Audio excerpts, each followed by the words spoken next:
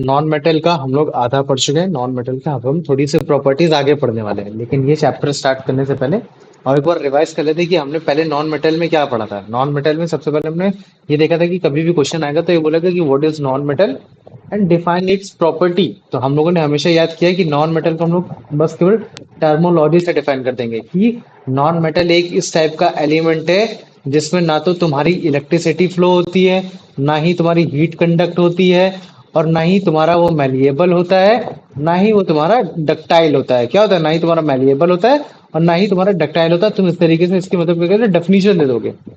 आप good conductor of electricity, heat, malleable और ductile जिसको जानना है बहुत अच्छे से पहले बता रखा है।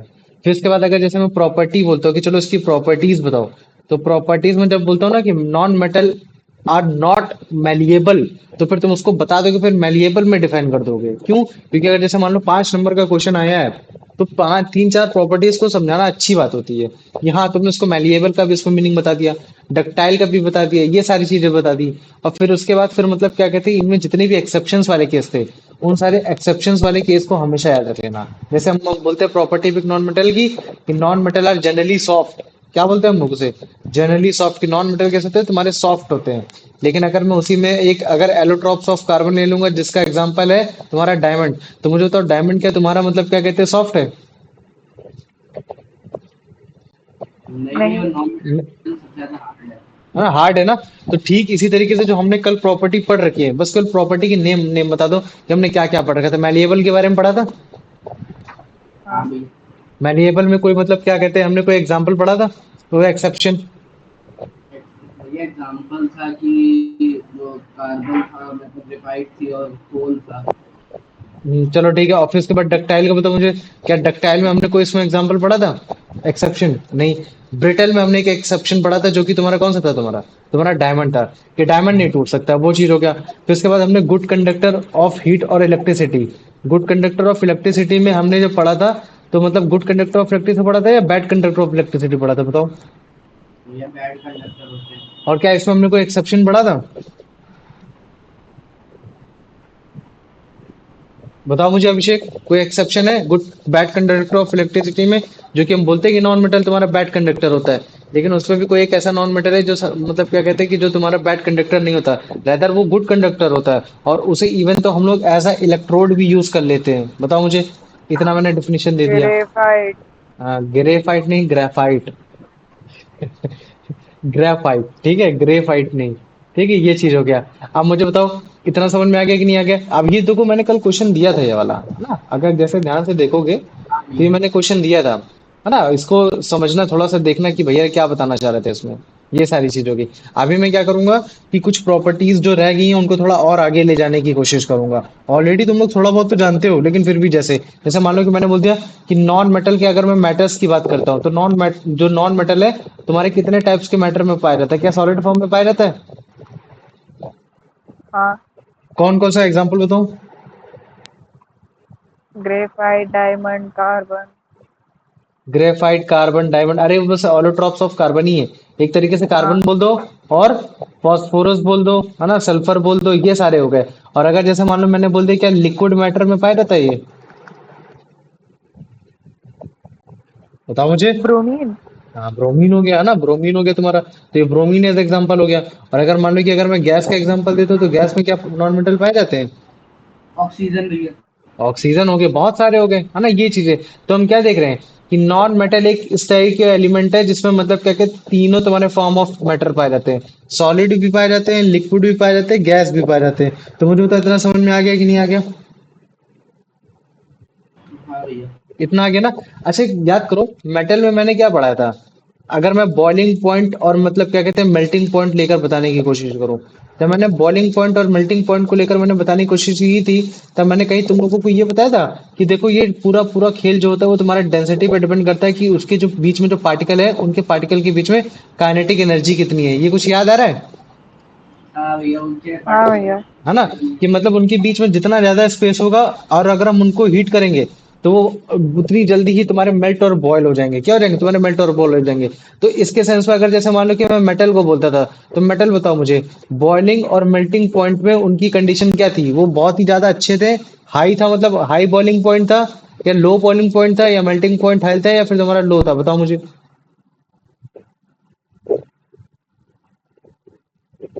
बताओ। भाई एक बार आप क्वेश्चन मैं रिपीट कर दो। क्वेश्चन मैं ये बोल रहा हूँ कि मेल्टिंग पॉइंट और बॉइलिंग पॉइंट मेटल के जनरली हाई होते हैं या लो होते हैं।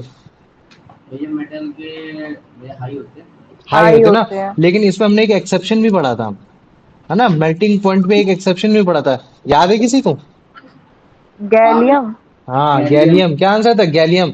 तो गैलियम एक ऐसा मेटल है कि इवन अगर आप उसे अपने हैंड में भी रखोगे तो हाथ की गर्मी से ही वो मेल्ट हो जाएगा। समझ में आ गया। तो अभी अगर जैसे मान लो कि अगर मैं नॉन मेटल लिख देता हूँ, अब मैं क्या लिख देता हूँ, नॉन मेटल। तो जो नॉन मेटल होते हैं वो जनरली तुम्हारे लोअर मेल्टिंग पॉइंट होते हैं और लोअर बॉइलिंग पॉइंट होते हैं। क्या होते हैं उनमें, लोअर मेल्टिंग पॉइंट होता है और लोअर बॉइलिंग पॉइंट होता है। समझ में आ गया। जैसे तुम्हारा हो गया सल्फर, हो गया है ना। सल्फर समझते हो। सल्फर तुम्हारा मतलब क्या कहते हैं, उसका बॉइलिंग पॉइंट, मेल्टिंग पॉइंट बहुत कम होता है। लेकिन इसमें एक एक्सेप्शन है। एक्सेप्शन क्या है तुम्हारा, तुम्हारा है एक्सेप्शन, क्या कहते हैं, डायमंड। डायमंड को अगर आप गर्म करने, उसको मेल्ट करने की कोशिश करोगे तो आपको बहुत ही ज्यादा टेम्परेचर देना पड़ेगा। इवन मतलब क्या कहते हैं, 3500 डिग्री सेल्सियस। समझ रहे हो, 35 डिग्री सेल्सियस। और इवन अगर जैसे मान लो कि अगर मेटल के केस में हम लोगों ने वो लिया था, क्या लिया था, आयरन लिया था। तो आयरन का कितना था, शायद वो 1035 था, है हाँ ना। इतना ही था ना, 1035। तो आयरन को 1035 है, जो कि बेसिकली मतलब क्या कहते हैं कि तुम्हारा मेटल है। और एक तुम्हारा नॉन मेटल है जो कि तुम्हारा डायमंड, और डायमंड का कितना है, 3500 डिग्री सेल्सियस। तो हम क्या देख रहे हैं कि डायमंड एक नॉन मेटल होते हुए भी उसका मेल्टिंग पॉइंट क्या है, तुम्हारा 35 डिग्री, बहुत हाई है। तो उसका एक एक्सेप्शन हो सकता है। लेकिन अगर जनरली अगर कैटेगरी में डिवाइड करूंगा तुम्हारे नॉन मेटल को, मतलब एक एवरेज लेने की कोशिश करूंगा, तो मैं ये बोलूंगा कि जनरली इनका जो मेल्टिंग पॉइंट और जो बॉइलिंग पॉइंट होता है वो कैसा होता है, लो होता है कि हाई होता है, बताओ मुझे।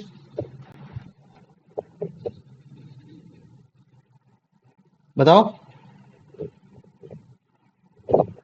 क्या भैया? सुनाई नहीं दे रहा था क्या।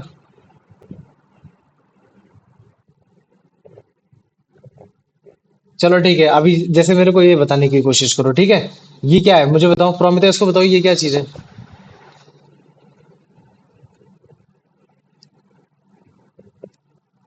प्रोमिता, हाँ सर। कोई बताओ नहीं, मुझे ये बताइए। क्या चीज है जो बीकर में रखा हुआ है।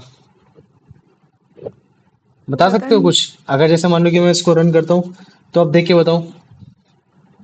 और इवन अगर जैसे मान लो कि मैं इसको अभी मतलब क्या कहते हैं तोड़ के दिखाता भी हूँ, ठीक है। तो बता हाँ। सकते हो ये क्या हो सकता है, ये नॉन मेटल में। एक ऐसा ब्रोमीन हो। नॉन मेटल जो लिक्विड स्टेज में है, बताओ। Sir bromine. क्या होगा। ब्रोमीन। हाँ ब्रोमीन है, तो ये क्या है तुम्हारा, ब्रोमीन है। और जो इसके जो मतलब क्या कहते हैं सबसे हैवीएस्ट मतलब क्या कहते हैं इसकी एयर होती है, ये चीज हो गई, है ना। तो देखो ब्रोमीन जो है वो तुम्हारा नॉन मेटल है, वो तुम्हारा लिक्विड स्टेज में पाया जा रहा है। एक मैटर ये हो गया।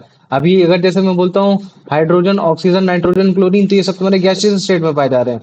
तो अभी अगर जैसे इसमें ये देखो, ये क्या है तुम्हारा, ये लेड है। जब मैं लेड को मतलब क्या कहते हैं हीट करता हूँ, तो लेड को हीट करने के बाद जो तुम्हारी गैस निकलती है वो बेसिकली तुम्हारी वो निकलती है, क्या कहते हैं कि ऑक्सीजन गैस निकलती है। तो ऑक्सीजन गैस हमें कैसे पता चलेगा कि हाँ उसमें ऑक्सीजन गैस ही निकल रही है। तो वो पता चलता है जब हम कोई भी फ्लेमेबल चीज पास में लगाते हैं तो वो और बर्न होती है। तो जैसे अभी मैं तुमको दिखाता हूँ, मतलब ऑक्सीजन की प्रेजेंस में चीजें और ज्यादा तेज बर्न होती हैं, ठीक है, ये चीज है। तो अभी देखो इसमें से जो गैस निकल रही है ये भी तुम्हारी मतलब क्या है ना, ये देखो, ठीक। तो अभी जैसे मान लो कि इसके साथ अगर मान लो कि इसके साथ ऑक्सीजन निकलेगी, है ना, ये है ना, तो ये देखो ऑक्सीजन के सेंस में तुम्हारी चीजें और बर्न होती है, तो देख रहे हो ये और जल्दी बर्न हो रहा है। तो याद रख लेना, तभी हम लोग बोलते हैं कि कभी भी अगर आग लगे तो पानी उसमें तुरंत मत डालो, ऐसा पानी मत डालो कि ऑक्सीजन के साथ हो जाए। क्योंकि पानी में भी समहाउ ऑक्सीजन होता है, ब्रेक हो सकता है, वो चीजें हो सकती है। ये चीज हो गया, है ना। तो अगर जैसे मान लो कि अगर मैं सॉलिड फॉर्म में लूंगा, तो सॉलिड फॉर्म में जैसे मान लो कि ये तुम्हारा हो गया, है ना। इसमें जो इसमें भी देखो जो गैस निकलेगी, सॉरी सॉलिड फॉर्म में नहीं, ये भी तुम्हारा गैसियस फॉर्म में। और जो इसमें जो गैस निकल रही है वो कौन सी निकल रही है, हाइड्रोजन गैस निकल रही है। और हाइड्रोजन गैस की खासियत ये होती है कि अगर आप कभी भी उसके सामने अगर कोई फ्लेमेबल चीज लेकर आओगे तो उससे पॉप वाली साउंड निकल कर आएगी। कौन सी साउंड निकल कर आएगी, पॉप वाली टाइप की निकल गई, पट पट पट, इस तरीके की आवाज निकल कर आएगी। समझ में आ गया कि नहीं आ गया, बताओ मुझे। तो ये जो गैस निकल रही है ना, ये तुम्हारी हाइड्रोजन गैस है। और इसके सामने ये देखो, अगर मैं कोई चीज फ्लैमेबल लेकर आता हूँ तो ये बहुत जल्दी से रिएक्ट करेगी, रिएक्ट करने के बाद जो पॉप साउंड निकालेगी, मतलब ये जैसे पट पट पट ऐसी आवाज नहीं होगी, वैसे निकालने की कोशिश करेगी।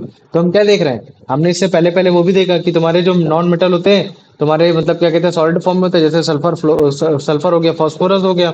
और फिर उसके बाद हमने देखा यार लिक्विड स्टेज में पाया जा रहा है और तुम्हारा गैसियस स्टेट में भी पाया जा रहा है, तो इसका मतलब है कि नॉन मेटल एक ऐसा एलिमेंट है जो तीनों स्टेज ऑफ मैटर में पाए जाते हैं। ये चीज हो गया। अब मुझे बताओ इतना समझ में आ गया कि नहीं आ गया?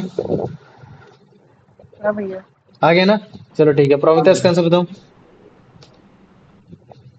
At room temperature, non-metals can exist in which of the following states?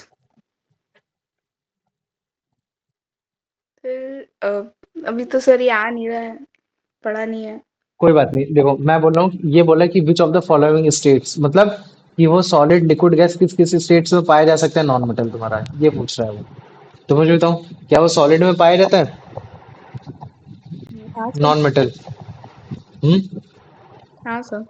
पाया जाता है सॉलिड में। जैसे सल्फर हो गया, फास्फोरस हो गया, कोई बात नहीं, अभी पुरानी वाली क्लास देख लेना। तो लेकिन मुझे ये बताओ, क्या लिक्विड स्टेज में हमने कभी कोई एग्जांपल देखा था अभी नॉन मेटल का? हाँ सर, अभी ब्रोमीन देखा ब्रोमीन था। देखा था, तो मतलब है कि तुम्हारा लिक्विड भी होगा। और क्या हमने गैसियस स्टेट में नॉन मेटल के एग्जांपल देखे थे? हाँ सर। तो इसके हिसाब से मतलब तुम्हारे तीनों पाए जाते हैं। नॉन मेटल जो होते हैं तीनों स्टेट्स में पाए जाते हैं, सॉलिड में भी पाए जाते हैं, लिक्विड में भी पाए जाते हैं, गैस में भी पाए जाते हैं। तो इन चारों ऑप्शन में कौन सा आंसर होगा? सर सी। सी वाला होगा। वेरी गुड, आ जाओ। अब इसका आंसर बता दो। क्या कहते हैं यश? Which of the following is an example of non-metal that is liquid at room temperature? भाई option C bromine. Bromine, very good. अब आ जाओ, इसका आंसर बता दो Abhishek. Which group contain only solid non-metal according to type? Carbon, sulfur and phosphorus. Carbon, sulphur and phosphorus, मतलब ये जैसे हम लोग मैटर पढ़ते हैं ना कि मैटर कितने टाइप के होते हैं, सॉलिड लिक्विड गैस होते हैं। तो जो ऐसे मेटल जो तुम्हारे सॉलिड फॉर्म में पाए जा रहे हैं वो है तुम्हारे कार्बन है, सल्फर है, फास्फोरस है। लेकिन अगर जैसे मान लो कि अगर मैं इनमें से एग्जांपल पूछता हूँ तुम्हारे लिक्विड में कौन सा पाया जा रहा है, तो मुझे बताओ क्या कहते हैं कि कुलदीप तुम बताओ इसमें लिक्विड में कौन सा पाया जा रहा है? Bromine. ब्रोमीन पाया जा रहा है। अब प्रोमिता तुम मुझे इसमें बताओ, क्या कोई गैसियस स्टेट में नॉन मेटल पाया जा रहा है इसमें? Sir oxygen. सारे पाए जा रहे हैं। हाइड्रोजन भी तुम्हारा मतलब एक तरीके का नॉन मेटल है ना? नॉन मेटल तुम्हारा हाइड्रोजन है, ऑक्सीजन है, नाइट्रोजन है, क्लोरीन है ना? ये तुम्हारे जितने भी हो गए। ये मतलब क्या कहते हैं, अगर ब्रोमीन को हटा दूं, कार्बन फास्फोरस को हटा दूं, तो कुछ गैसियस स्टेट में भी तुमको मिल गए, लिक्विड स्टेज में मिल गए और तुम्हें सॉलिड स्टेज में भी मिल गए। ठीक है, चलो आ जाओ। अब प्रोमिता इसका आंसर बताओ। Which of these are example of gaseous non-metals at room temperature? So hmm phosphorus and carbon, bromine, hydrogen, oxygen and chlorine, sulfur and nitrogen. हम्म। हमें नॉन मेटल किस फॉर्म में बताना है, किस स्टेट में बताना है? Liquid. नहीं, पढ़ो। किस स्टेट में बताना है? Gaseous. गैसियस स्टेट में बताना है।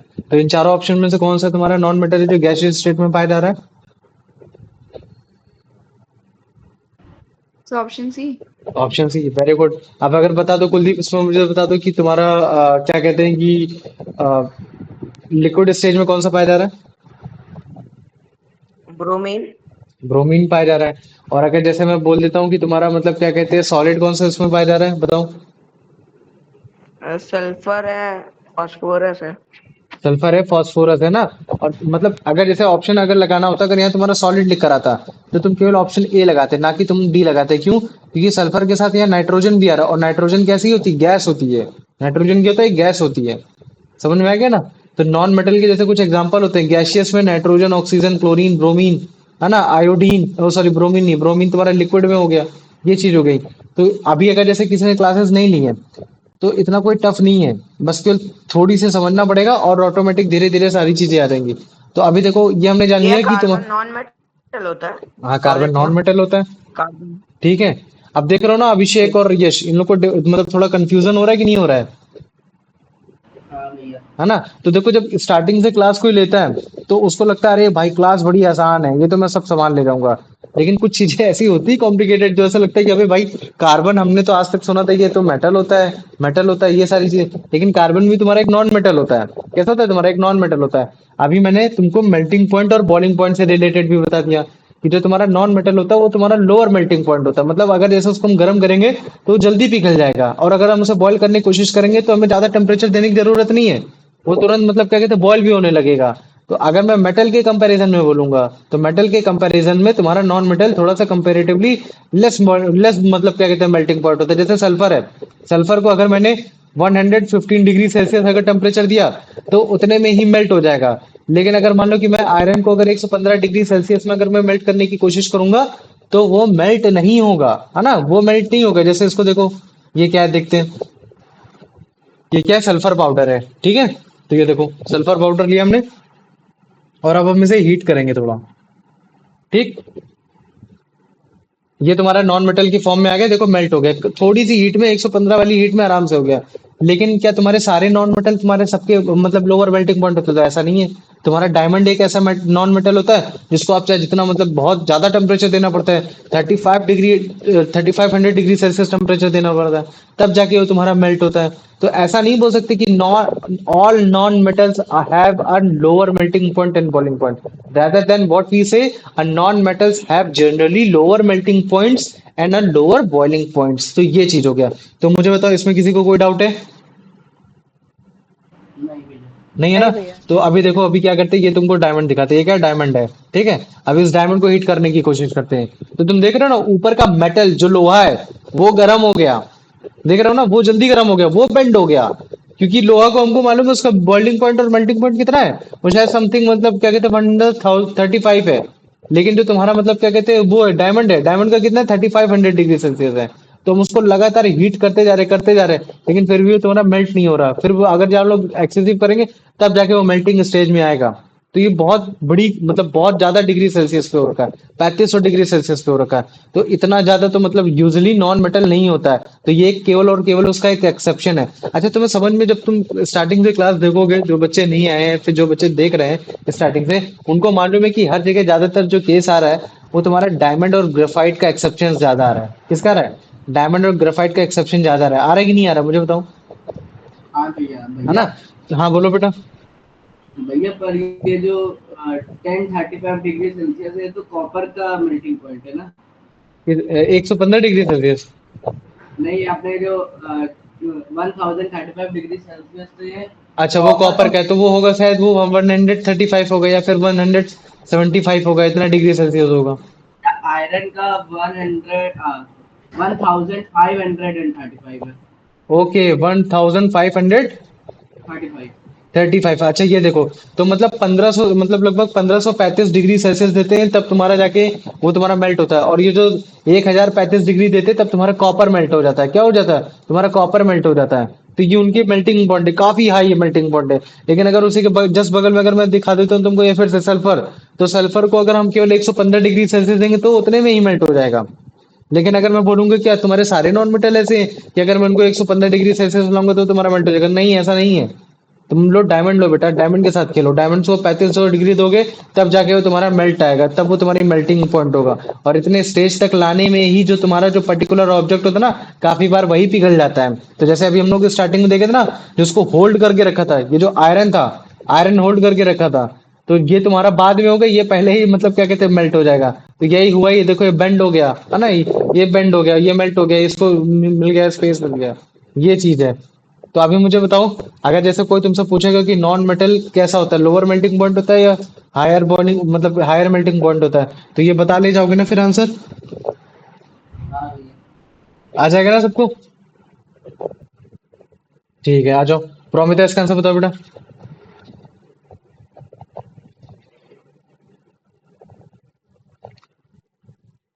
प्रोमिता क्लास में नहीं भैया, लेफ्ट। लेफ्ट कर दी, चलो ठीक है, तुम बताओ यश। What is a general characteristic of non-metals regarding their melting and boiling point? Their melting and boiling point are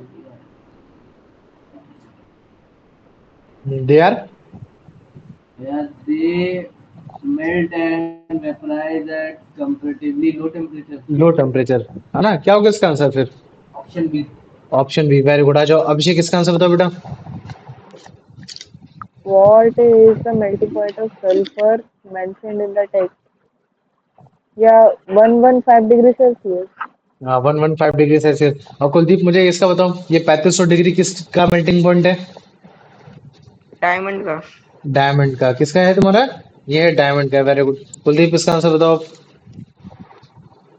Which non-metal is an exception to the general rule of low melting points have a very high melting point?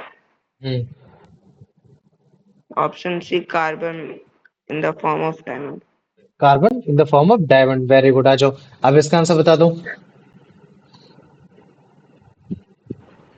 What is the approximate melting point of diamond as stated in the text? भाई option सी, option more सी then है ना, more than 35 degree 100 Celsius, ये हो गया। ठीक है, तो अभी देखो हमने मेल्टिंग पॉइंट को पढ़ लिया। अच्छा याद करो, हमने डेंसिटी को लेकर पढ़ा था, और डेंसिटी को लेकर मैंने डीप में सारी चीजें बता रखी कि जैसे मान लो कि इसका भी वॉल्यूम सेम है और इसका भी वॉल्यूम सेम है, मतलब जितना पानी इसमें आ पाएगा उतना पानी इसमें आ पाएगा, ठीक वैसा ही। अब अगर मान लो कि अगर मैं इसमें कुछ पार्टिकल्स इसके बना देता हूँ, इसके पार्टिकल ऐसे हैं, और मैं अगर इसके बना देता हूँ, इसके पार्टिकल कुछ ऐसे हैं, ठीक है, किसके, इसके पार्टिकल कुछ ऐसे हैं, और मैं तुमसे पूछूं कि मुझे बताओ ए और बी में किसकी ज्यादा डेंसिटी, तो तुम किसका आंसर बताते थे? भैया बी। बी का है ना, क्यों? क्योंकि जिसकी ज्यादा डेंसिटी होगी उसके पास ज्यादा पार्टिकल्स होंगे, क्या होंगे, उसके पास ज्यादा पार्टिकल्स होंगे, ये चीज है। तो अब भी अगर जैसे मैं मेटल की बात कर देता हूँ, तो मेटल जो होता है उसकी जो डेंसिटी होती है वो होती है हाई, जनरली उसकी मेटल की डेंसिटी क्या होती है, हाई होती है। लेकिन अगर मैं बोल देता हूँ नॉन मेटल, तो नॉन मेटल का जो कंडीशन होती है उसकी जो डेंसिटी होती है वो कैसी होती है, लोअर होती है। इसी की वजह से तो इसका लोअर मेल्टिंग पॉइंट होता है, इसकी टेंसाइल स्ट्रेंथ थोड़ी सी वीक होती है, क्यों? क्योंकि उसकी डेंसिटी कैसी होती है, थोड़ी सी कम होती है, हल्की होती है। तो कभी भी डेंसिटी को अगर हम किसी यूनिट से लोकेट करते हैं तो हम लोग क्या बोलते हैं, ग्राम पर सेंटीमीटर क्यूब। जैसे मैं बोलता हूँ कि 1 सेंटीमीटर क्यूब ऑफ वॉल्यूम में कितने ग्राम, मतलब क्या कहते हैं, पार्टिकल थे। जैसे मान लो कि ये तुम्हारा एक सेंटीमीटर ऑफ क्यूब था, 1 सेंटीमीटर ऑफ क्यूब ये भी तुम्हारा एक क्यूब था, ठीक है। अब मान लो कि इसमें जो पार्टिकल थे उनका जो वेट आ रहा था वो आ रहा था तुम्हारा 10 ग्राम आ रहा था, कितना आ रहा था, 10 ग्राम आ रहा था। और जो इसमें जो हमने वेट कैलकुलेट किया उसमें जो वेट आ रहा था तुम्हारा 20 ग्राम आ रहा था। तुम समझ रहे हो कि मतलब 1 सेंटीमीटर क्यूब में जितने भी पार्टिकल हैं उनका जो वेट आ रहा है वो 20 ग्राम आ रहा है, और इसमें जो 1 सेंटीमीटर ऑफ क्यूब है उसमें जो वेट आ रहा है सारे पार्टिकल का उसमें आ रहा है 10 ग्राम आ रहा है। तो ये इस तरीके से लोकेट करते हैं कि हाँ 1 ग्राम पर सेंटीमीटर क्यूब में तुम्हारे कितने ग्राम ऑफ पार्टिकल का वेट है। तो मुझे बताओ, जिसका जितना ज्यादा वेट होगा उसकी उतनी डेंसिटी ज्यादा होगी कि नहीं होगी, मुझे बताओ। हाँ भैया। है ना, तो ये चीज को हमेशा याद रख लेना। हाँ बोलो, क्या डाउट है? भैया जिसका जितना ज्यादा वेट होगा और भैया वॉल्यूम मतलब कम होगा तब उसकी डेंसिटी ज्यादा हाँ होगी। वही, अभी तो मैं कंपेयर करा रहा हूँ ना, ए से लेकर बी तक, इन दोनों केस में दोनों का वॉल्यूम सेम है। समझ रहे हो ना, अभी मैं इसकी बात बता रहा हूँ कि अगर जैसे मान लो इन दोनों का वॉल्यूम सेम है और इसका वेट ज्यादा आ रहा है, इसका वेट कम आ रहा है, तो हम क्या बोलते हैं कि पर ग्राम सेंटीमीटर क्यूब में इसका वेट 20 ग्राम आ रहा है। इसका मतलब है कि इसके अंदर जो पार्टिकल है उनका वेट टोटल 20 आ रहा है, क्यों? क्योंकि इनके पार्टिकल की संख्या ज्यादा है, इसी वजह से ज्यादा आ रहा है ना। ऑब्वियस सी बात है ना कि अगर मैं एक तराजू में अगर मैं केवल मतलब क्या कहते हैं केवल अभिषेक को तोलूंगा, और दूसरे तराजू में अगर मान लो कि मैं क्या कहते हैं यश और उसको तोलूंगा, कुलदीप को तोलूंगा, तो वेट किसका ज्यादा आएगा? ऑब्वियस सी बात है ना, जिसमें दो लोग होंगे। तो ठीक वैसे ये भी है, अगर मान लो कि दोनों मतलब बराबर हैं, दोनों इक्वल वॉल्यूम के हैं, और अगर मैं तौल रहा हूँ तो इसमें ज्यादा वेट आ रहा है, तो इसका मतलब इसमें पार्टिकल ज्यादा है, और अगर इसमें वेट कम आ रहा है तो इसका मतलब इसमें पार्टिकल तुम्हारे थोड़े से कम है। तो जब जिसमें कम है तो उसकी डेंसिटी कम हो गई। तो इसी तरीके से तुमको अगर कभी भी वेट लिख कर आ जाए तो भी तुमको समझ में आ जाना चाहिए कि हाँ किसकी डेंसिटी ज्यादा है किसकी डेंसिटी कम है, तब तक जब तक तुम्हारे दोनों जो पर्टिकुलर जिस चीज से कंपैरिजन हो रहा है वो दोनों मतलब क्या कहते हैं उनका सेम वॉल्यूम हो। इस चीज वजह से इस चीज को ध्यान लेना। अगर मान लो कि अगर मैं ए को लोकेट करता हूँ, अगर मैं ए को लोकेट कर रहा हूँ ग्राम पर सेंटीमीटर क्यूब से, तो बी को भी मेरे को ग्राम पर सेंटीमीटर क्यूब से ही इस तरीके से लोकेट करने की कोशिश करनी पड़ेगी। तो अभी अगर जैसे मान लो कि मैं सल्फर का लिखता हूँ, तो सल्फर का जो तुम्हारा बेसिकली जो होता है वो तुम्हारा होता है 2 ग्राम पर सेंटीमीटर क्यूब। लेकिन मुझे बता सकते हो आयरन का कितना होता है? आयरन का याद है किसी को? क्या भैया? आयरन का तुम्हारा मेल्ट वो तुम्हारा ये जो मैंने पढ़ाया था, मतलब क्या कहते हैं डेंसिटी, बताओ मुझे। भैया 7 पॉइंट कुछ होती है, हाँ 7.8। 8। हाँ 7.8 सेंटीमीटर क्यूब ये होती है। तो तुम सोचो, अब ये इसके पास जैसे मान लो 1 सेंटीमीटर क्यूब ये है, तो इसके पास इतने ज्यादा इतने पार्टिकल हैं कि जो वेट आ रहा है वो 7.8 ग्राम आ रहा है। लेकिन इस ठीक वैसे ही तुम्हारा एक नॉन मेटल है वो भी तुम्हारा 1 सेंटीमीटर क्यूब में अगर चेक किया जाए तो उसके पास जो तुम्हारे पार्टिकल हैं वो इतने पार्टिकल है कि बस केवल तुम्हारा 2 ग्राम आ रहा है। तो ऑब्वियस ही बात है ना कि समझ में आ जाता है कि हाँ यार किसके पास ज्यादा वेट है किसके पास कम वेट है। तो मुझे बताओ इतना समझ में आ गया कि नहीं आ गया? हाँ भैया। आ गया ना? अब मुझे बताओ, एक सोनोरस हमने प्रॉपर्टी पढ़ी थी, क्या पढ़ी थी हमने? सोनोरस। सोनोरस मतलब क्या होता है? या मेटल का साउंड। हाँ, मेटल प्रोड्यूसिंग साउंड, मतलब जब मेटल साउंड प्रोड्यूस करता है जब हम उसमें किसी चीज से मारते हैं, जब हम किसी चीज से उसको हिट करने की कोशिश करते हैं। तो मुझे बताओ, अगर मैं मेटल को मारूं, मेटल में अगर कोई चीज मारूंगा तो उसमें साउंड प्रोड्यूस होगी। हाँ होगी भैया। इसी वजह से तो हम बोलते हैं कि मेटल आर सोनोरस। लेकिन अगर मुझे बताओ, नॉन मेटल में अगर मैं कोई चीज मारता हूं तो उसमें साउंड प्रोड्यूस होगी।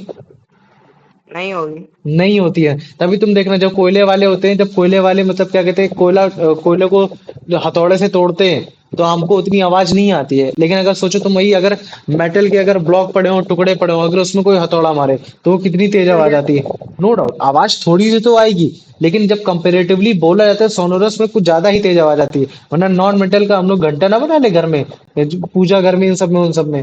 समझ में आ गया ना? तो कभी भी आप किसी भी ऑब्जेक्ट को हिट कर रहे हो और अगर उसमें से साउंड नहीं आ रही है, एक मेटालिक साउंड नहीं आ रही, एक सोनोरस साउंड नहीं आ रही, तो उसका मतलब है कि वो पर्टिकुलर चीज कौन सी तुम्हारी नॉन मेटल है। तो मुझे बताओ, इतना समझ में आ गया कि नहीं आ गया?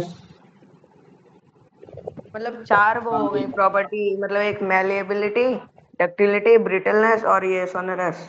सोनरस हो गई तुम्हारी, मतलब क्या कहते हैं, तुम्हारी high melting point, boiling point हो गई, तुम्हारी टेंसाइल स्ट्रेंथ हो गई, तुम्हारी मतलब लस्टर। वो हो गई, ठीक है, तुम्हारा मैटर से रिलेटेड हो गया। ठीक है, फिर तुमको इसको जनरली सॉफ्ट भी बोलते हो। फिर तुम इसमें लस्टरस वाला भी ले आते हो। बहुत पढ़ाई है इसमें, गुड कंडक्टर और बैड कंडक्टर वाला भी पढ़ाया है। क्या समझे? है ना? हाँ तो भैया। ये सारी चीजें समझना पड़ेगा, ठीक है। अभी हमने एक प्रॉपर्टी पढ़ी थी, हमने कलर कंपोजिशन से भी पढ़ी थी। याद है? कलर कंपोजिशन से रिलेटेड कि अगर जैसे मान लो कि अगर तुमको अगर मेटल समझना है, जानना है, तो ज्यादातर जो मेटल तुमको दिखते हो किस कलर के दिखते हैं? या तो तुमको ग्रे दिखते हैं, या तो तुम्हें सिल्वर। सिल्वर दिखते हैं। और बस केवल कुछ ही उनमें एक्सेप्शन थे, जो मतलब क्या कहते हैं, जो तुम्हारे मतलब क्या कहते हैं, थोड़े से येलोविश रंग के दिखते थे, है ना? वो कौन से थे बताओ मुझे? भैया कॉपर एंड गोल्ड। कॉपर और गोल्ड दिखता था, बस केवल ये एक्सेप्शन था। ठीक वैसे अगर यही कलर कंपोजिशन अगर मैं बात लेता हूँ नॉन मेटल के लिए, तो नॉन मेटल होता है वो तुम्हारे डिफरेंट डिफरेंट कलर में पाया जाता है। अब जैसे मान लो कि अगर मैं बोल देता हूँ सल्फर, तो मुझे बताओ सल्फर किस कलर में पाया जाता है ज्यादातर? भैया सल्फर येलो। येलो में, वेरी गुड। और अगर जैसे मान लो मैं फास्फोरस बोलता हूँ, तो फास्फोरस किस में पाया जाता है? भैया मैरून रेड। हाँ, रेड भाई। और फास्फोरस तुम्हारे घर में बेसिकली जो तुम्हारी माचिस का तिनका होता है, वही सी फास्फोरस होता है। अब अगर बोल लो मैंने ग्राफाइट बोल दिया, तो ग्राफाइट किस कलर का पाया जा रहा है? भैया dark grey. White. Black colour का। किस कलर का होता है? ब्लैक कलर का होता है। अब अगर मान लो कि मैंने बोल दिया कि तुम्हारा क्लोरीन गैस, क्लोरीन गैस तुम लोगों ने कभी नहीं देखोगी, वो बेसिकली येलो कलर की होती है। कैसी कलर की होती है? येलो कलर की होती है, ये होती है। अब अगर जैसे मान लो कि मैंने बोल दिया हाइड्रोजन और ऑक्सीजन, अब मुझे बताओ हाइड्रोजन और ऑक्सीजन किस कलर का होता है? भैया ऑक्सीजन लाइट ब्लू कलर की होती है और या हाइड्रोजन की तरह। हाँ, मतलब अगर देखा जाए तो कुछ हद तक तुम्हारी ये कलरलेस होती है। कैसी होती है तुम्हारी? कलरलेस होती है। समझ में आएगी कि नहीं आएगी? वो जो तुम्हारी प्योर ऑक्सीजन होती है, जब तुम्हारे फोटो के फॉर्म में जब उसको मतलब क्या कहते हैं कंडेंस किया जाता है, तब वो तुम्हारी मतलब क्या कहते हैं थोड़ी सी ब्लूइश कलर की आती है। अदरवाइज हमारे एटमॉस्फेयर में जो भी ऑक्सीजन है, कहीं वो तुमको ब्लू दिखती है क्या? नहीं दिखती ना। तो हाइड्रोजन हो गया, ऑक्सीजन हो गया, तुम्हारे कलरलेस होती है। तो हम क्या देख रहे हैं कि जो नॉन मेटल होता है उनका जो कलर कंपोजिशन होता है, वो जरूरी नहीं कि ज्यादातर तुम्हारा ग्रे और सिल्वर में पाया जाता है। ये डिफरेंट डिफरेंट कलर में पाए जाते हैं। कुछ येलो में पाए जाते हैं, कुछ रेड में, कुछ ब्लैक में, कुछ येलो में, कुछ कलरलेस भी पाए जाते हैं। ये सारी चीजें, है ना? तो इन चीजों में फोकस करते रहना, इन चीजों को भी थोड़ा समझना है। तो आओ चलो दिखा देते हो एक बार। तो ये देखो, अभी अगर जैसे सॉलिड के कंपोजिशन में मैंने दिखाया था एक बार, सॉलिड वाला याद है ना? जिसमें मतलब क्या कहते हैं, जो वाइब्रेशन हो रहा था पार्टिकल के बीच में, बहुत पास पास में हो रहा था। उसके कंपेयर जैसे अभी दिखा देता हूँ, अभी दिखा देता हूँ, ठीक है। जैसे मान लो कि ये वाली स्टेज थी और हमने दिखाया था, ये वाला दिखाया था, ठीक है। तो जैसे मान लो कि अगर मैं तुमको ये दो चीज दिखाता हूँ, है ना, ये हो गया और एक ये हो गया, और मुझे बोलना हो कि इसमें मतलब मुझे मेटल कौन सा है, नॉन मेटल कौन सा है, तो मैं ए वाले को बोलूंगा या फिर बी वाले को बोलूंगा? बताओ मुझे। ये वाले। ए वाले को बोलूंगा ना, ये तुम्हारा मेटल है। और बी वाले को क्या बोलूंगा मैं? बी वाले को क्या बोलूंगा? ये तुम्हारा है नॉन मेटल। क्यों? क्योंकि उसकी डेंसिटी है कम। तो अगर जैसे मैं एग्जांपल में ले लेता हूँ सल्फर, तो सल्फर एक ऐसा तुम्हारा नॉन मेटल है जिसकी डेंसिटी केवल 2.2 ग्राम पर सेंटीमीटर क्यूब है, जो कि काफी हद तक कम है। इसी वजह से जब हम हथौड़ा मारते हैं तो ब्रिटलनेस के कारण टूट जाता है। और नॉन मेटल कैसा होता है? नॉन सोनरस होता है। कभी भी आप उसमें कोई भी चीज हिट करोगे, स्ट्राइक करोगे, तो साउंड को प्रोड्यूस नहीं करेगा, ये चीज है। और ये डिफरेंट डिफरेंट कलर्स में पाए जाते हैं, जैसे सल्फर येलो, फॉस्फोरस व्हाइट में भी पाया जा रहा है। व्हाइट फॉस्फोरस ज्यादा तुम्हारा एक्सप्लोसिव होता है, रेड तो फिर भी कम होता है। व्हाइट फास्फोरस काफी एक्सप्लोसिव होता है। ये व्हाइट फास्फोरस तुम्हारा बॉम्ब बनाने में इन सब में यूज हो जाता है। बनाने मतलब ना, ग्रेफाइट हो गया, ब्लैक हो गया तुम्हारा, ठीक है। क्लोरीन तुम्हारा येलोविश ग्रीन का होता है। तो ये देखो ना, कार्बन कैसा ब्लैक कलर में दिख रहा, फास्फोरस ये वाला तुम्हारा रेड कलर में, व्हाइट कलर में भी आता है। ये सल्फर जो हो गया, ये तुम्हारा येलोविश कलर में हो गया। तो ये अब अगर देखा जाए तो मैंने तुमको मतलब क्या कहते हैं समहाउ बता दिया कि क्या चीज होता है, मतलब क्या कहते हैं मेटल क्या होता है, नॉन मेटल क्या होता है। लेकिन ज्यादातर अगर जैसे मैं मान लूं कि मैं अगर 118 एलिमेंट लिखता हूँ, कितने लिखता हूँ 118 एलिमेंट, तो 118 एलिमेंट में मुझे मतलब मेटल ज्यादा है या नॉन मेटल ज्यादा है?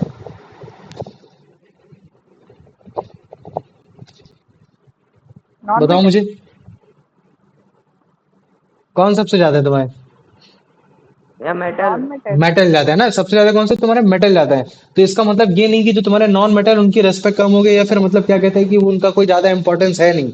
नहीं, नॉन मेटल हो सकते हैं कि अगर मैं उनको एलिमेंट पे काउंट करूं तो उनकी जो नंबर्स हो बहुत कम हो, बहुत कमी हो। लेकिन बिना नॉन मेटल के लाइफ एग्जिस्ट कर ही नहीं सकती। समझ रहे हो ना? जो ह्यूमन बॉडी है, जो हम बने हुए हैं, हमारा जो बना हुआ, जो हमारा पूरा शरीर बना हुआ है, वो तुम्हारे नॉन मेटल कार्बन से बना हुआ है। समझ रहे हो ना? अब वो कार्बन डिफरेंट डिफरेंट फॉर्म में पाया जाता है। जैसे मान लो फैट हो गया, लिपिड हो गया, मॉलिक्यूल्स हो गए, तुम्हारे जितने भी मॉलिक्यूल्स हो गए, प्रोटीन हो गया, ये सब हो गया। ये सब किस चीज के कंपाउंड से बन रखे हैं? किसके कंपाउंड से बन रखे हैं? कार्बन के कंपाउंड से बन रखे हैं। और अगर मान लो कि कार्बन के कंपाउंड से ये सब नहीं बनेंगे तो हमारी लाइफ एग्जिस्ट करेगी? बिल्कुल नहीं करेगी। ये सारी चीजें, तो कार्बन जो है वो तुम्हारा नॉन मेटल की कैटेगरी में आता है। और वो कम नंबर है, मतलब नॉन मेटल की कैटेगरीज कम है, लेकिन फिर भी बहुत ज्यादा इंपॉर्टेंस रोल प्ले करते हैं। जैसे मान लो कि ऑक्सीजन है, ऑक्सीजन तुम्हारा एक नॉन मेटल है, लेकिन हम लोग उसको रेस्पिरेशन में कितना यूज करते हैं। अगर वो नहीं होगी तो हमारी लाइफ नहीं एग्जिस्ट करेगी। ये सब चीजें हो गई। तो अगर मैं एग्जिस्टेंस ऑफ लाइफ के बारे में बात करता हूँ, तो नॉन मेटल तुम्हारा सबसे ज्यादा इंपॉर्टेंस रखता है मेटल के कंपैरिजन में। लेकिन ऐसा भी नहीं कि मेटल भी खराब हो गया। बॉडी में मेटल की भी जरूरत है, नॉन मेटल की भी जरूरत है। लेकिन अगर किसी चीज की संख्या ज्यादा पाई जाती है तो उसका मतलब ये नहीं कि केवल उसी की इंपॉर्टेंस है। नॉन मेटल की at the life of existence बहुत ज्यादा जरूरत है। इस चीज को हमेशा जान लेना, ठीक है। इवन जैसे मान लो कि अगर हम किसी चीज को जलाते हैं, तो उसमें अगर हम लोग कार्बन के कंपाउंड्स को जलाते हैं, कार्बन के कंपाउंड्स को जलाना, जैसे हम लोग कोयला जला रहे हैं, पेट्रोलियम जला रहे हैं, तो ये जो पेट्रोल है, कोयला है, कैरोसिन है, ये सब किस चीज से बन रखा है? ये सब तुम्हारे कार्बन से बन रखा है। तो अगर तुम सोचो अगर नॉन मेटल में कार्बन नहीं होगा तो लाइफ कैसी होगी? एकदम बेकार होगी, है ना। अगर नॉन मेटल में अगर जैसे मान लो कि अगर तुम्हारा हाइड्रोजन और तुम्हारा ऑक्सीजन नहीं होगा, तो जब तक ये दोनों नहीं मिलेंगे तो H2O कैसे बनेगा, पानी कैसे बनेगा? तो मुझे बताओ, क्या लाइफ एग्जिस्ट है इसके बना हुआ? ये नहीं है। नहीं है ना। तो देख रहे हो ना, नॉन मेटल हो सकता है नंबर में कम हो, लेकिन फिर भी उसकी इंपॉर्टेंस बहुत ही ज्यादा होती है। ठीक है। ये तो अभी, एग्जाम हाँ में बोलो बेटा। कितने होते हैं नॉन क्या मेटल्स? क्या कह रहे हो? लाइक तो 18 एलिमेंट में नॉन मेटल कितने होते हैं? तो तुम गिनने की कोशिश करो, कोशिश करना। मैं जैसे अगर मैं तुमको पीरियोडिक टेबल भेजता हूँ तो तुम पता लगाना। जैसे मान लो कि 18वीं वाली जो टेबल है, उसमें तुम्हारे सारे नोबल गैस हो गए। कौन से हो गए तुम्हारे सारे नोबल गैस हो गए। और फिर उसके बाद तुम इधर देखना, मतलब क्या कहते हैं, कुछ ग्रुप होते हैं तुम्हारे, हेलोजन वाले ग्रुप होते हैं, हेलोजन वाले ग्रुप होते हैं, उसको तुम चेक करना। ठीक है। फिर तुम देखना इधर साइड क्या क्या कोई हाइड्रोजन गैस भी होती है क्या, हाइड्रोजन वाला भी देखना। तो इधर साइड देखना क्या तुम्हारा क्लोरीन भी होता है क्या। तो तुम चेक करना, मेरे को बताना, खुद से बताना कि तुम्हारे नॉन मेटल जो है, तुम्हारे टोटल इन नंबर कितने 118 में से। ठीक है। ठीक है भैया। ठीक है, समझ में आ गया? आ जाओ। चलो, मेरे को एग्जैक्ट नंबर नहीं मालूम है इसका वैसे। ठीक है, लेकिन मतलब मेटल के कंपैरिजन में तो तुम्हारे थोड़े से कम ही होते हैं ये चीजें। अब आ जाओ, अब इसका आंसर बता दो। कुलदीप तुम ही बताओ इसका answer.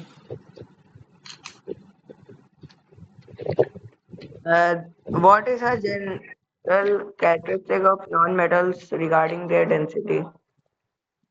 They generally have high densities. They always have a density of exact 2 grams centimeter. They have low densities. Option C. है ना, ऑप्शन सी। अब जैसे तुमने पढ़ा है 2 ग्राम पर सेंटीमीटर क्यूब, तो 2 ग्राम पर सेंटीमीटर क्यूब किसका एग्जाम्पल था? Sulfur. सल्फर का था, है ना। तो इस चीज को याद रख लेना। आ जाओ, ये शब्द इसका आंसर बताओ। What is the approximate density of sulfur as mentioned in the text? भैया 2 ग्राम अभी आपने बताया। अच्छा चलो ठीक है, अब इसका आंसर बताओ। भैया आयरन। आयरन के ना, वेरी गुड, ये चीज हो गया। अब आ जाओ, अब इसका आंसर बता दो अभिषेक। What does it mean if a substance is not mineral? भैया, it does not produce sound when hit with an an object है ना, ऑब्जेक्ट। वो साउंड को प्रोड्यूस नहीं करेगा जब भी हम किसी चीज से उसको हिट करेंगे। Very good. अब आ जाओ, आप इसका आंसर बता दो। Which of the following statements about the color of non-metal is yeah, C. Non-metals have different colors. Very good, different colour में पाए जाते हैं। अब चलो इसका आंसर बता दो।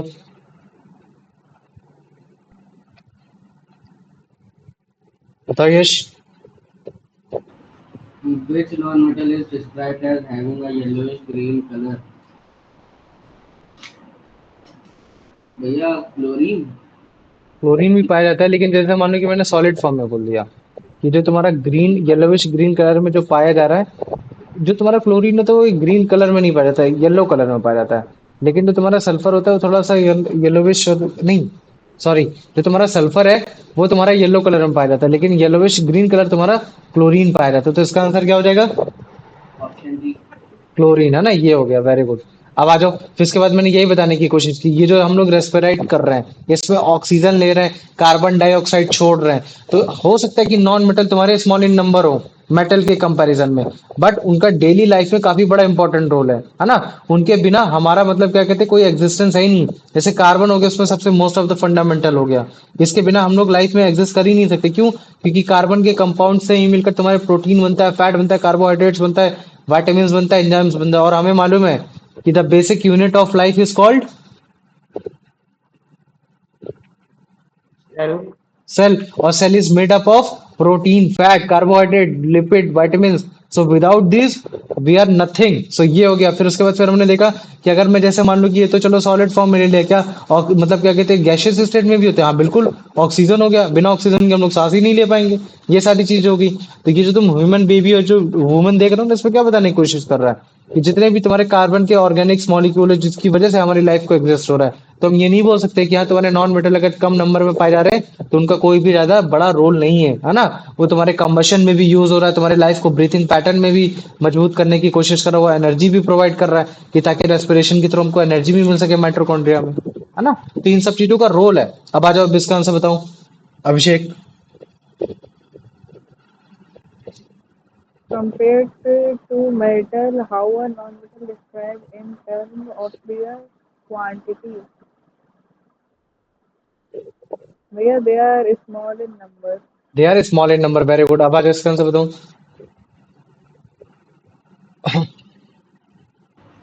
What is stated about the role of non-metals in basic life?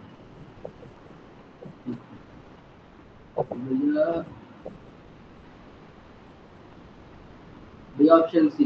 है ना, they play a very important role, है ना। बाकी अगर तुम लोगे तो माइनर रोल है नहीं। इंडस्ट्रियल एप्लीकेशन में थोड़ी ना यूज होता है, बाकी हर जगह भी यूज होता है। और बोल रहा है कि life is exactly without them, तो ऐसा पॉसिबल है ही नहीं। ये चीज हो गया। अब इसका आंसर बता दो Kuldeep. Which non-metal is highlighted as being the basis for all life on Earth due to its compounds? Compound. The carbon. Carbon है ना। तो कार्बन के बिना समझ लो जिंदगी है ही नहीं, ये चीज है। अब चलो, अब इसका आंसर बता दो। Carbon compounds like protein, fat, carbohydrates, vitamins, and enzymes are essential for what? हम्म, बताओ। Option कार्बन के C. कंपाउंड्स, फैट हो गया, लिपिड हो गया, प्रोटीन हो गया, कार्बोहाइड्रेट्स हो गया, विटामिन हो गया, एंजाइम्स हो गया, ये सब किस वजह से जरूरी है? अगर मान लो कि कार्बन का Option कंपाउंड नहीं C. होता है तो हमारी लाइफ एग्जिस्ट नहीं करेगी, लेकिन अगर लाइफ एग्जिस्ट करी तो कहाँ काम में आ रहे हैं सब? For the growth and development हाँ, of for the living growth and the organisms. Living organism, इन सब के डेवलपमेंट में काम में आ रहे हैं, है ना। ये सारी चीजें हो गई। चलो आ जाओ, अब इसका आंसर बता दो। Besides carbon, which other non-metal is in emphasized as being equally important for the existence of life? भैया ऑक्सीजन। Option D. सोचो, पढ़ो। Besides carbon, which other non-metal is emphasized as equally important for the existence of life? भैया तुमने कौन oxygen. सा answer दिया था? Oxygen. Oxygen है ना, ऑक्सीजन है ना। जितना ज्यादा मतलब कार्बन भी इंपॉर्टेंट है, लेकिन कार्बन जैसा इंपॉर्टेंट तुम्हारा ऑक्सीजन भी। क्यों? क्योंकि वो रेस्पिरेटरी उसमें काम में आ रहा है।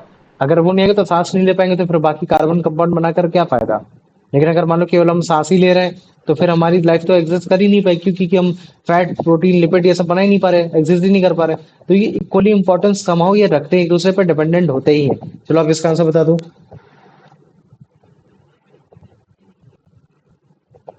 या ऑप्शन सी। है ना, दे आर नेसेसरी। सोच, केवल सी ही होगा। ए कंबंशन ऑफ फ्यूल्स मतलब, कंबशन ऑफ फ्यूल, फ्यूल को जलाने में। ये मतलब ऑक्सीजन यूज करके एनर्जी प्रोड्यूस करना। मतलब जैसे जैसे मान लो कि बिना हीट के हम लोग रह पाएंगे, बताओ मुझे। नहीं। नहीं रह पाएंगे ना। तो अगर आपको कोई भी चीज जलानी होती है तो उसके लिए आपको ऑक्सीजन की जरूरत होती है। बिना ऑक्सीजन के प्रेजेंस में कोई भी चीज बर्न नहीं होती है। समझ में आ गया? डी होगा। हाँ, डी होगा, बोथ बी एंड डी होगा। अब जैसे मान लो कि तुम्हारे पास ये मान लो कि कोई प्लेट है, प्लेट में तुम रखो कैंडल, और कैंडल को तुम जलाओ, ठीक है, और उसके ऊपर जस्ट मतलब क्या कहते हैं, तुम एक ग्लास ऐसे रख दो, ट्रांसपेरेंट ग्लास रख दो। देखना थोड़ी देर जलेगा, थोड़ी देर जाके बाद बंद हो जाएगा। क्या हो जाएगा? थोड़ी देर बाद बंद हो सप्लाई। जाएगा। है ना? क्यों? क्योंकि हमने उसकी सप्लाई कट कर दी। किस चीज की सप्लाई कर दी? बताओ मुझे। ऑक्सीजन की। ऑक्सीजन की सप्लाई कम कर दी है ना। ये चीज है। तो जब तक ऑक्सीजन मिल रहा है किसी चीज को, तब तक वो बहुत अच्छी तरीके से वो बर्न होगा, अदरवाइज वो बर्न नहीं होगा। तो ये हो गया। तो आज से हमारा मतलब क्या कहते हैं, metal and non metal complete हो गया। लेकिन अभी क्या है, एक बार कंपेयर कर लेंगे ना, तो कंपेयर करने से हमारी सारी चीजें सॉर्ट आउट हो जाएंगी। मैं केवल प्रॉपर्टीज के नाम बोलूंगा, तुमको बस बोलना पड़ेगा कि वो मेटल की प्रॉपर्टी है, नॉन मेटल की प्रॉपर्टी है। सारे माइक ओपन कर लेना। जैसे मैंने बोल दिया कि दीज आर जनरली मैलिएबल, तो मुझे बताओ मैलिएबल कौन से? भैया मेटल। मेटल। मेटल है ना? कौन से तुम्हारे? मेटल है। मैंने बोला these are generally not malleable, मैंने क्या बोल दिया? Not malleable. तो फिर क्या आंसर हो जाएगा तुम्हारा? Non metal. नॉन मेटल हो जाएगा। अब मैंने बोल दिया कि they are ductile in nature, तो डक्टाइल का एग्जांपल कौन सा हो जाएगा? भैया मेटल। मेटल। मेटल है। और मैंने बोल दिया they are not ductile in nature, तो तुम्हारा क्या हो जाएगा answer? Non metal. Non metal हो जाएगा। मैंने बोल दिया they are brittle in nature, तो ब्रिटल का कौन सा एग्जांपल हो जाएगा?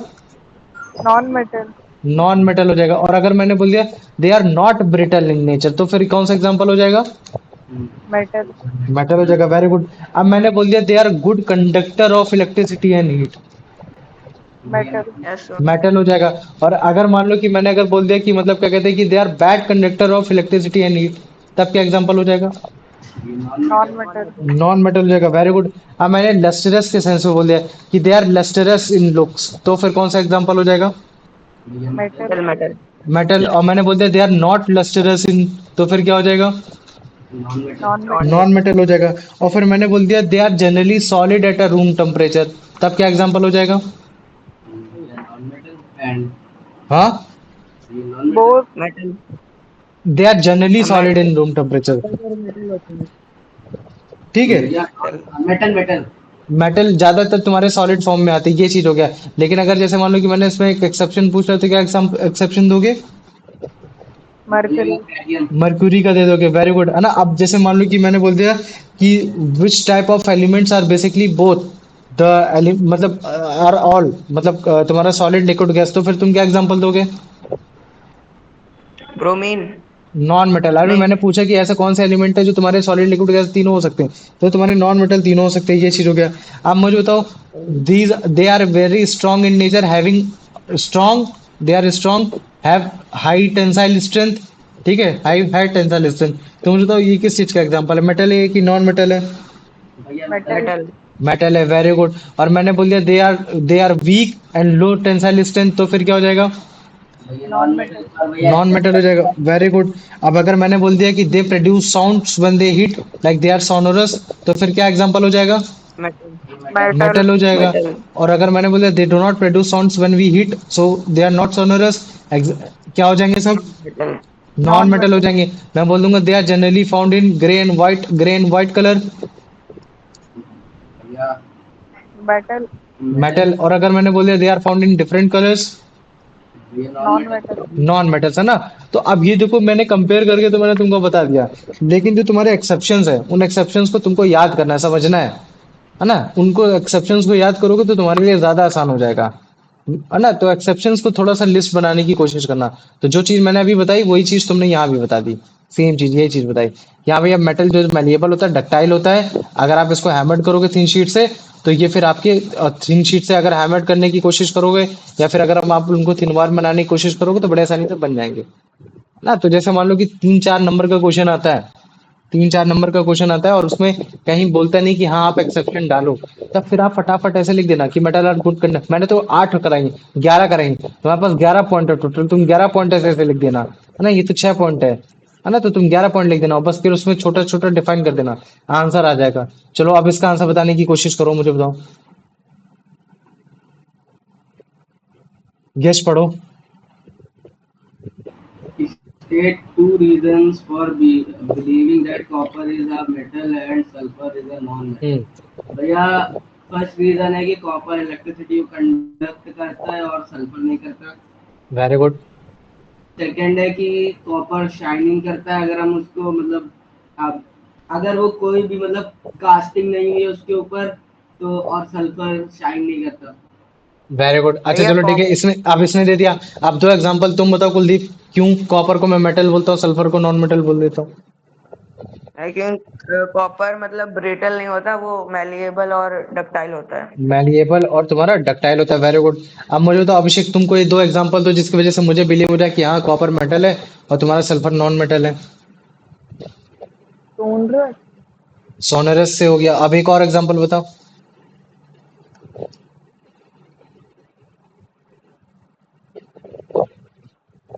High tensile strength. हाँ, हाई टेंसाइल से भी समझ सकते हैं कितना कोई स्ट्रांग है कितना कोई वीक है। तो ये चीज हो गई, कोई 2 रीजन ऐसे पूछ सकते हो तो तुम कुछ भी दे सकते हो। फिर तुम मैलिएबल भी बोल सकते हो, डक्टाइल भी बोल सकते हो, है ना। कंडक्टिविटी के हिसाब से भी बोल सकते हो, इन दोनों के बीच में कंपेयर कर दिया, कुछ भी हो गया। तो अभी देखो हम लोगों ने 3 लोगों में डिस्कस किया तो बड़े आसानी से उसके हमने वो भी पढ़ लिया है ना, सेम चीज वही पढ़ ली जो हमारे पीछे टॉपिक थे। तो मुझे बताओ, अब मैं अगर जैसे मैं लिखता हूँ जो मतलब क्या कहते हैं एक स्ट्रेंथ थी जो हमारी क्लास की, जो एक स्ट्रेंथ थी जो हम लोग स्टार्टिंग से पढ़ते आ रहे थे समझते हुए, कि जब हमने चैप्टर की शुरुआत की थी कि क्या तुम्हारा मेटल होता है, सॉरी, तुम्हारा मतलब जब चैप्टर का नाम लिखता हूँ मैं क्या लिखता हूँ, is matter around us pure. तो फिर हमें पता चला था कि यार तुम्हारे सारी चीजें जो मैटर है अराउंड अस वो प्योर नहीं है, कुछ तो तुम्हारे प्योर है और कुछ तुम्हारे क्या है, तुम्हारे इम्प्योर है।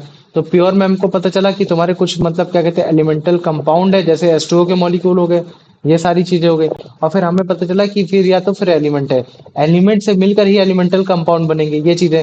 तो एलिमेंट हमने देखा कि यार तुम्हारे 118 एलिमेंट होते हैं, 118 एलिमेंट में तुम्हारे 20 नेचुरली नहीं मिल मतलब मैन मेड होते हैं, बाकी तुम्हारे 98 नेचुरली होते हैं। और फिर हमने इस 118 को हमने 3 कैटेगरी में डिवाइड कर दिया, एक को मेटल बोला, एक को नॉन मेटल बोला और कुछ को हम लोग मेटोलाइट्स बोलेंगे। तो अभी हम मेटोलाइट्स के बारे में पढ़ेंगे। तो फिर हमने मेटल के बारे में जाना, मेटल की प्रॉपर्टी के बारे में जाना, फिर हमने क्या कहते हैं नॉन मेटल के बारे में पढ़ा, नॉन मेटल की इन सब के बारे में प्रॉपर्टी में जान लिया। तो जो अगला टास्क होगा वो हमारा होगा मेटोलाइट पढ़ने का। फिर जैसे हम लोग मेटोलाइट पढ़ेंगे तो उस हिसाब से फिर हमारा प्योर सब्सटेंस कंप्लीट हो जाएगा। फिर हमारा इम्प्योर सब्सटेंस जो होता है वो होता है मिक्सचर, कि जब भी तुम्हारे किसी भी सब्सटेंस में तुम्हारे एक से ज्यादा किसी चीज के मॉलिक्यूल पाए रहे, तो फिर हम मिक्सचर के बारे में पढ़ेंगे। फिर मिक्सचर में जानेंगे कि मिक्सचर तुम्हारा होमोजीनियस मिक्सचर और तुम्हारा हेटेरोजीनियस मिक्सचर क्या होता है, उन सब के बारे में समझने की कोशिश करेंगे। तो मुझे बताओ ये चीज समझ में आ गया कि नहीं आ गया इतना? हाँ भैया। आ गया ना। तो अभी तुम लोग मेटोलाइट्स पढ़ने के लिए तैयार हो? भैया अभी नहीं। नहीं? तो चलो ठीक है, फिर मैं एक क्वेश्चन लिख देता हूँ फिर, ठीक है। एक क्वेश्चन भाई सिंपल सा ही लिखूंगा, ठीक है। कंपेयर, भैया पढ़ा देते हैं, क्या बोल रहे हो? मतलब पढ़ा देते हैं अभी। चलो बता रहा हूँ, रुक जाओ, पहले क्वेश्चन तो लिख दे, ठीक है। ओ भाई, ठीक है, ये हो गया। एक क्वेश्चन लिख देता हूँ ताकि ठीक रहेगा।